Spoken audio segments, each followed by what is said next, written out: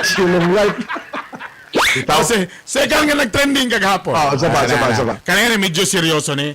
Kagahapon na-trending hashtag kagahapon ato ning tanahon. Ayan. Trending kagahapon ang hashtag set PH nurses free.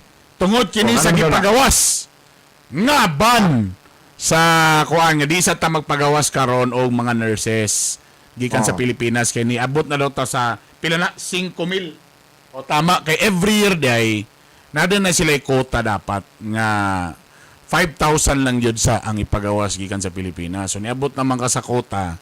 So giban lang sa amo. So siyempre dagay nagbagot-bot uban nga mo pay pagbayad sa mga requirement. Pero katong nakakuha na, pwede yun na makalupad.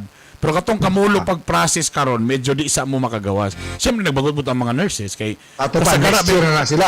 next year na sila kay siyempre ato mga kabulo biya gyud ta nganong nag-nurse ta kay ang number 1 gyud nato biya kay gusto biya ta mag-abroad kay ang sweldo perting layo arabi gyud kayo diri og didto. Hindi ba kaya na, inaot nga human ini nga pandemic, no?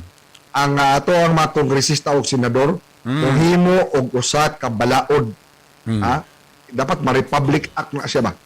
Na kaning salary standardization para sa healthcare workers. Pero dili ba po na domino effect anak kagay at kung dak ang ilang sweldo basig mo samot pag kamahal ang pag-ospital og mga tambal may ana or silang mo or ang private ang mga private hospital ilang gid sila gusto paksiyan ng ilang ginansya.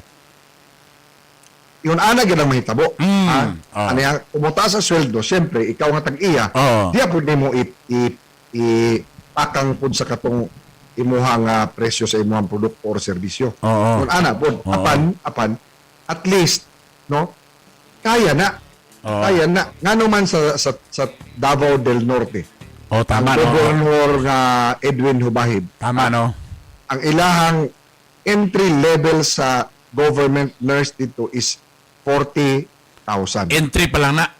Entry level. Para ba nag-post nga ang tinuod nga tao ang sweldo 40,000. So sa may tawag na to kagay art. Mura. Samantala, so toko ta. Toko ta. Mo man Ito yung pantuko niya. Asa ito yung pantuko.